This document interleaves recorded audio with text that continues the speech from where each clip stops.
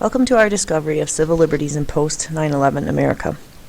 Public discussion about the proper balance between individual freedom and public safety is not limited to gun control policies.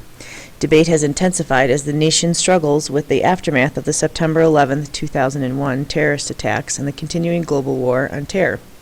Citizens and government leaders are rethinking their beliefs about the proper scope of government power. Over the course of U.S. history, liberty and scrutiny have coexisted in a state of tension. In the wake of September 11th, this tension has become more acute as the federal, state, and local governments have taken certain actions that directly intrude upon individual freedoms. The government argues these actions are necessary to protect life, liberty, and property. But civil libertarians shudder at what they see as unprecedented violations of individual freedoms and rights. Although the tension between liberty and order has been clear since the origins of our republic, this conflict has become more intense in recent years. For instance, the Foreign Intelligence Surveillance Act, or FISA, of 1978, which empowers the government to conduct secret searches where necessary to protect national security, significantly broadened the powers of law enforcement agencies to engage in investigation. Agencies must go before a designated court, the FISA court, to justify a secret search. Civil libertarians are concerned about the FISA court's concealed location and sealed records, as well as its judicial proceedings, in which the suspect is never told about the investigation, and probable cause is not required to approve surveillance or searches of any person suspected of having some link to terrorism. Following September 11, 2001, a number of government agencies engaged in the surveillance of political groups in the United States. In late 2005, the media exposed a program by the Bush administration and the National Security Administration, or NSA, to target U.S. civilians for electronic surveillance without judicial oversight. Members of the Bush administration claimed that they had monitored only communications where one party was suspected of links to terrorism and was currently overseas. Beginning in 2005, however, the American Civil Liberties Union issued a series of reports demonstrating that the FBI spied not only on people suspected of taking part in terrorist plots, but also on individuals involved in peaceful political activities. In one instance, the FBI monitored the organizers of an anti-war protest who had gathered at a Denver bookstore. And agents compiled a list with the descriptions and license plates of cars in the store's vicinity. In 2009, the ACLU filed a lawsuit challenging the constitutionality of the 2008 FISA Amendment Act, which increased the ability of the federal government to engage in the warrantless surveillance of American citizens. The ACLU has released similar reports describing the Pentagon's database of peaceful war protesters. The ACLU and other critics of the domestic surveillance program have argued that the federal government is targeting political protest, not domestic terrorism plots. Opponents of the policy warn that the FBI and other agencies are infringing upon free speech, assembly, and expression. But employees of the NSA and the Department of Justice have defended the government's expanded investigation and enforcement activities, claiming that the threats to national security are grave and that the government must be given the power it needs to protect against these dangers. Even though several years have passed since September 11, 2001, concern lingers about another terrorist attack on U.S. soil, and many Americans are willing to accept some infringement on their freedoms if it makes them safer. These citizens assume that criminal activity may be afoot and that surveillance is not being used to target people or groups that are politically unpopular or critical of the administration. Much of the debate about the surveillance activities of the FBI and other groups centers on the distinction between criminally active groups and politically unpopular groups. How do we know which groups the federal government is using its powers to investigate? To what extent must administration officials provide evidence of criminal intent before placing a suspect under surveillance?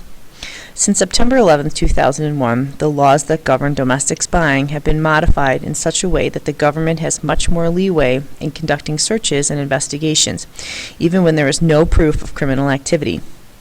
The terrorism of September 11th led to important shifts in the U.S. policy. One example is the USA Patriot Act, which Congress passed 6 weeks after the attacks with little debate in either the House or the Senate. This law, reauthorized in 2005, allows the FBI and other intelligence agencies to access personal information and records without getting permission from or even informing targeted officials. or individuals. Much of the data from private sources, which are often ordered to hand over their records. For example, the USA Patriot Act authorized the FBI to order Internet service providers to give information about their clients to the FBI. The USA Patriot Act also empowered intelligence agencies to order public libraries to hand over records of materials that the targeted individuals borrowed or viewed. July 28, 2007, President Bush called on Congress to pass legislation to reform the FISA in order to ease restrictions on the surveillance of terrorist suspects in cases where one party or both parties to the communication are located overseas. The Protect America Act of 2007, signed into law on August 5, 2007, essentially legalized ongoing NSA practices. Under the Act, the U.S. government may wiretap without FISA court supervision any communications that begin or end in a foreign country. The Act removes from the definition of electronic surveillance in FISA any surveillance directed at a person reasonably believed to be located outside of the United States. This means that the government may listen to conversations without a court order as long as the U.S. Attorney General approves the surveillance. Supporters stress that flexibility is needed to monitor the communications of suspected terrorists and their networks.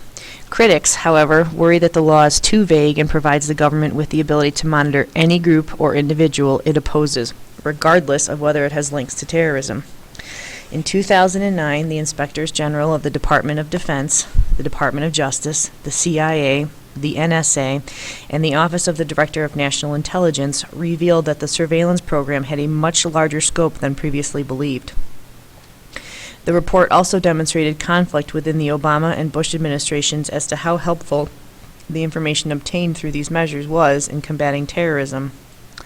Although many Americans are concerned about domestic surveillance, especially in situations where it targets political speech and expression, these laws remain on the books, and this surveillance will likely continue. For the time being, the line between suspected criminal activity and purely political expression remains blurred. Civic discourse about how to balance liberty and national security continues to evolve as Americans consider how much freedom they should sacrifice to protect public safety. In addition to conversations about the search and surveillance procedures, the nation is struggling with larger questions about the rights of detainees accused of conducting or supporting terrorist activities. Some political commentators argue that the torture of these individuals is appropriate in specific situations. They point to a ticking time bomb scenario in which the torture of a single suspect known to have information about the location of nuclear bomb would be justified in order to save thousands or millions of innocent lives. Critics of this logic note that information obtained through torture is unreliable and not worth the price of violating our moral codes. Further, they argue that if the United States legalizes torture, Americans will lose their standing as a moral society and alienate potential allies in the war against terror. In response to the criticism of torture, Congress and the President passed the Detainee Treatment Act of 2005, which bans cruel, inhuman, or degrading treatment of detainees in U.S. custody, but provides significant exceptions to the definition of torture, such as waterboarding, the practice of pouring water over the nose and mouth while the victim is strapped to an inclined board to induce the sensation of drowning. Despite this legislation, questions remain. For example, in 2006, various media outlets reported the practice of rendition, which involves the transfer of custody of suspected terrorists to other nations for imprisonment and interrogation. Critics saw the practice as an attempt to circumvent U.S. law, which requires due process and prohibits torture. Former Secretary of State Condoleezza Rice denied that U.S. officials transfer suspects to places where they know these individuals will be tortured. But according to a February 2007 European Parliament report, the CIA conducted 1,245 flights over European territory between 2001 and April of 2006, many of them to destinations where suspects could face torture. The Obama administration continued the policy of rendition, but pledged to closely monitor the treatment of the incarcerated to ensure that they were not tortured. Unquestionably, the global war on terror has caused U.S. citizens and public officials to reconsider the boundaries of acceptable behavior as they balance the need to protect civil liberties of the accused with the desire to prevent terrorist attacks. Events such as the attempted 2009 Christmas airplane attack increased the tensions between liberty and order. Immediately after September 11th, members of the Bush administration said repeatedly that the war on terror was not a war on immigrants or a war on Islam. Despite assurances, civil libertarians and leaders in the Muslim American community criticized administration policies targeting Muslims.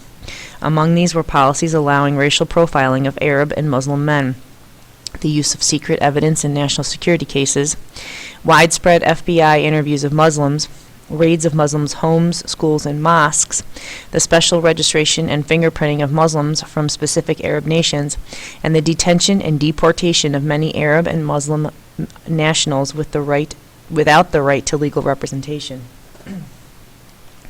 President Obama's administration has faced similar criticism for its policies.